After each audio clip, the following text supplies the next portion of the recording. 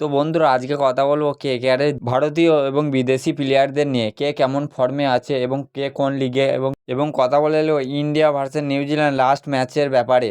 তো বন্ধুরা একদম ইন্টারেস্টিং ভিডিও, লাস্ট পর্যন্ত দেখো। আর ভিডিওয় নতুন হলে চ্যানেলটিকে প্লিজ সাবস্ক্রাইব করে দাও। সবার প্রথমে ইন্ডিয়া ভার্সেস নিউজিল্যান্ড সিরিজটি নিয়ে কথা বলা যাক। তো নিউজিল্যান্ডে তিনটে প্লেয়ার কিন্তু কেকেআর নিয়েছে, টিম সাইপার্ট, ফিন অ্যালেন এবং রাচিন রবীন্দ্রা।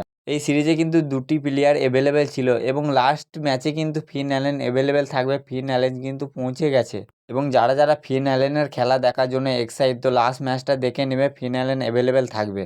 তো এরপর কথা বলে নেব ক্যামেরন গ্রিনকে নিয়ে। তো যেহেতু কেকেআর সবচেয়ে বেশি প্রাইজ মানি দিয়ে ক্যামেরন গ্রিনকে কিনেছে এবং ক্যামেরন গ্রিনকে নিয়ে অতটা চর্চা আসে না, কারণ ক্যামেরন গ্রিন কিন্তু বেশি ম্যাচ খেলে না। তো ক্যামেরন গ্রিন কিন্তু একটা ম্যাচে কিন্তু 36 রান করেছে, খুব একটা। তো যেহেতু পাকিস্তানের সাথে অস্ট্রেলিয়ার একটা সিরিজ চলছে এবং প্রথম ম্যাচে কিন্তু ক্যামেরন গ্রিন 36 রান করে আউট হয়ে গেছে। তো 36 রানই কিন্তু বেশি হয়েছে, তার বেশি রান কিন্তু অস্ট্রেলিয়ার কোনো প্লেয়ারই করতে পারেনি। তো দেখা যাক নেক্সট দুটো ম্যাচে ক্যামেরন গ্রিন কীরকম কী খেলে। তো ফিনল্যান্ডকে নিয়ে যতটা চর্চা করা হচ্ছে, তো ক্যামেরন গ্রিনকে নিয়ে অতটা চর্চা করা হচ্ছে না। তো ক্যামেরন গ্রিন কিন্তু টি-20 সিরিজে খেলছে, তো দেখা যাক ক্যামেরন গ্রিনের কাছ থেকে একটা বড় ইনিংস আসে কি না।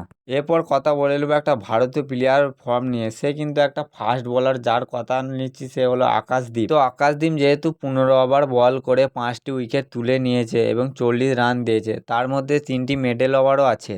তো এক কথায় বলতে গেলে সব প্লেয়ারই ফর্মে আছে, তার মধ্যে কিন্তু আকাশদীপেরও নাম উঠে এলো ইতিমধ্যে। তো বন্ধুরা তেমন কিছু আর আপডেট নেই, সেরকম আপডেট এলে নিশ্চয়ই তুলে ধরবো। তার জন্য চ্যানেলটির পাশে থাকুন এবং দেখতে থাকুন। আজকের জন্য এতটুকুই রইল।